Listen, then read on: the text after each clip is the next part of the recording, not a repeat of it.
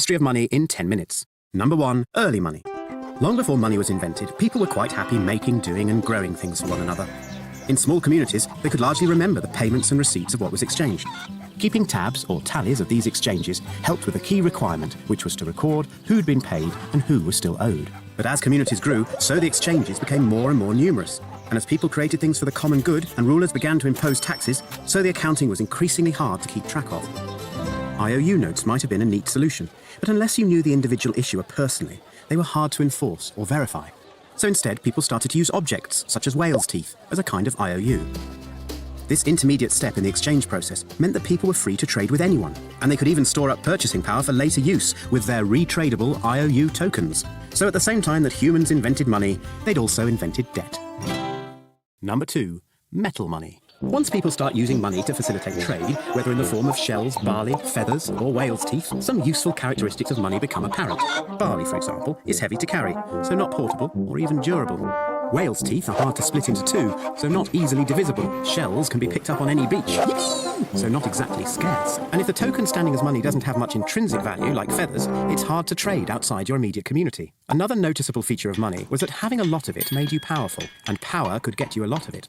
So kings hit on the idea of minting coins from precious metals, stamping them with an emblem that guaranteed their weight and value. Metal money ticked all the money boxes, and because it had intrinsic value, it could be used to trade with other communities. But the success of metal money brought temptation, and sovereigns soon realized that by slimming down the coins or slipping cheaper base metals into the mix, they could make money by circulating debased currency worth less than face value.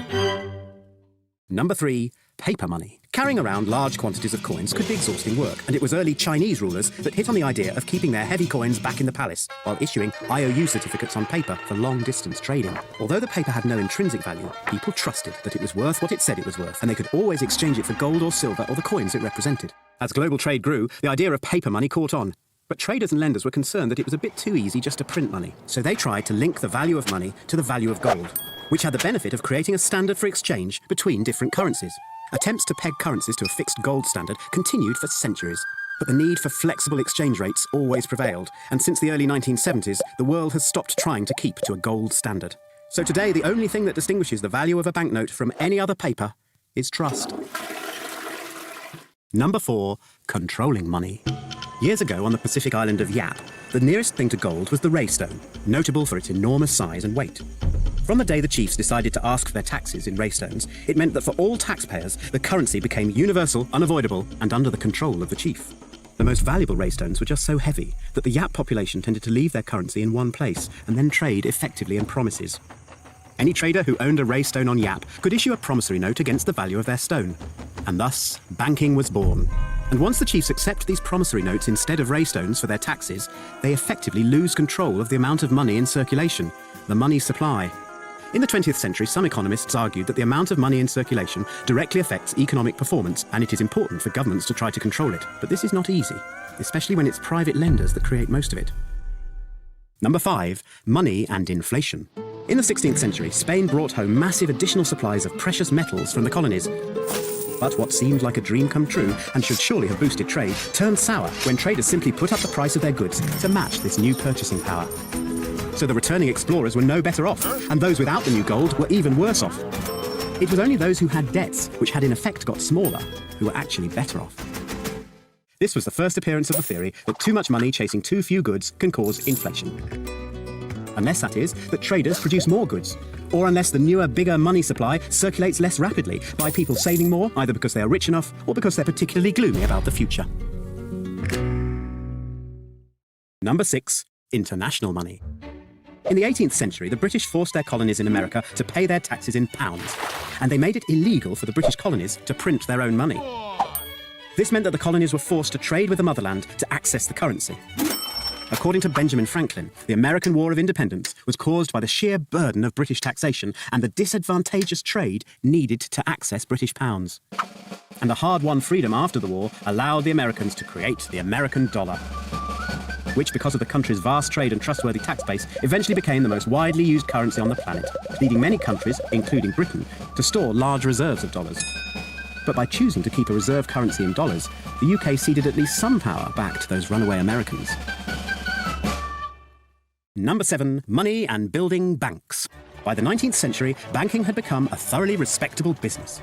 Making a profit by basic money lending, banks paid a lower rate of interest for the money they took in than they charged on the money they loaned out. But the banks soon realised that as long as depositors didn't all ask for their money at once, they could in fact lend out many times more money than they had on deposit. This is known as fractional reserve banking. On rare occasions when depositors all tried to get their money out at once, there was a run on the bank. And the effect on the wider economy was so serious that government started to insure customers' deposits to prevent it happening, and thereby enabling banks to loan out more and more. By the 21st century, some banks had taken fractional reserve banking to a whole new level, funding most of their loans not from cash deposits from savers, but with loans from other banks, often secured against bundles of previous loans. So when there was a run on the bank in 2007, banks like Northern Rock not only didn't have enough money to pay out, but the effect went way beyond just one bank. Number 8. Money and saving the banks. To understand how governments tried to prevent global financial meltdown after 2008, economists distinguish between two kinds of money. Money created by banks inside the banking system and money created by governments outside the banking system. When a bank creates money by making a new loan, the bank acquires a new private asset, the loan, with an equivalent private liability to the borrower to pay it. This is money created inside the banking system. Governments can create money by selling new bonds. These bonds go into circulation as new private assets, but there is no equivalent private liability to pay them. Instead, this outside money is added to the public debt. Although it's normally a very small percentage of total money in the economy, it was this outside money that was used to buy up the bank's bad private debts and write them off. The private sector retained its wealth with new assets inside the system, supported by government, with public debt from outside the system. Number 9. The power of money. Since the last traces of a gold standard disappeared in 1973, the world has carried on trading in US dollars even though these aren't backed by anything of intrinsic worth. The US government's decision to borrow billions for its bank rescue and stimulus plan dramatically increased the supply of dollars, and some predicted that this would lead to a big fall in the dollar's value, on the basis that economies which print money so they can consume more than they produce will suffer price inflation and exchange rate depreciation. But 6 years on, this still hasn't happened. Why then does the dollar retain its value? Perhaps with so much of the world holding its wealth in US dollar assets, people simply have faith that the dollar will retain its value. And the knowledge that so many others share that faith reinforces the general optimism that the dollar will stay strong. Number 10. Future money. Minted coins and paper money, once the cutting edge of technology, are now used in only 2% of transactions. Credit card and electronic banking technology has enabled massive global transactions to take place in the fraction of a second. And digital technology is enabling new currencies to be created. Linden dollars, Bitcoin, and other cryptocurrencies, which exhibit the enduring characteristics of money, being hard to forge, durable, portable, divisible, and limited in supply, and which may even challenge the power of government-backed money. But until a government accepts taxes in Bitcoins or other privately issued currencies, or banks start lending in them, they are not much different from any other token, such as whale's teeth. One sign that a new form of money has become important will be when governments and banks try to control it. And if governments and banks continue to have the power to control money, those who use it will always wonder to what purpose will they put that power.